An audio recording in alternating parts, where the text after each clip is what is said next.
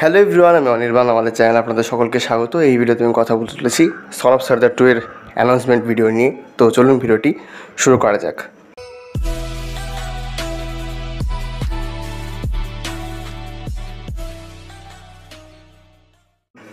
তো অবশেষে son of সর্দার 2 এর মেকার্সরা সন অফ সর্দার 2 এর একটি অ্যানাউন্সমেন্ট ভিডিও রিলিজ করেছে এবং প্রায় 50 সেকেন্ডের এই অ্যানাউন্সমেন্ট ভিডিও দেখে বোঝা যাচ্ছে যে সন অফ সর্দার 2 এটাও খুব মজাদার হবে এবং অজয় দেবগনকে কমেডি জনারে নতুনভাবে ফিরিয়ে আনবে।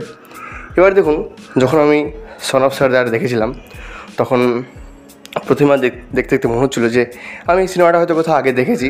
পরে খেয়াল করি যে হ্যাঁ, ওটা ফান্দে পড়িয়া বাবা কান্দিরে সিনেমাটার মতোই। এবং যদিও ফান্দে পড়িয়া বাবা কান্দিরে ওই সিনেমাটা একটা রিমেক ছিল তেলুগু ছবি মর্যাদা রামান্নার, যেটিতে মুখ্য চরিত্রে আমাদের সুনীল ছিলেন। তো যাই হোক, সন অফ সর্দার 2 রিমেক হবে কিনা আমি জানি না, কিন্তু টিজারটা বেশ প্রমিসিং লাগছে এবং এখানে আমরা স্টার কাস্টটা ভালো দেখতে পাচ্ছি। এখানে মৃণাল আছেন, সেটা আমরা জানতাম যে মৃণাল ঠাকুর থাকবেন, এবং রবি কিষণ আসরানিকেও দেখতে পাচ্ছি। আর হয়তো মুকুল দেব মারা যাওয়ার আগে হয়তো এই সিনেমাটির শ্যুট করেছিলেন, তো তিনিও আছেন।